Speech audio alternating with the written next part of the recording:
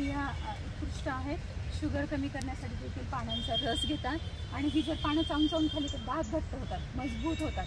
चावून खायची, रस नंतर कुठून द्यायचं 5 मिनिट. तोंड आलेलं ते पण कमी होऊन जातं. सीताफळाचे पानं आणि सीताफळांच्या बियाचं पावडर. ते केस धुताना जे काही शेती काही वापरतात म्हणून त्यात शॅम्पूच वापरतात. पण त्रिफळा चूर्णामध्ये याचं बियांचं चूर्ण टाकलं तर लहान मुलांना ते उवा होतात, घाम येतो, कोंडा होतो, ते सगळं कमी होऊन जातं. आणि लावून बघा आणि आम्हाला सांगा सरांना.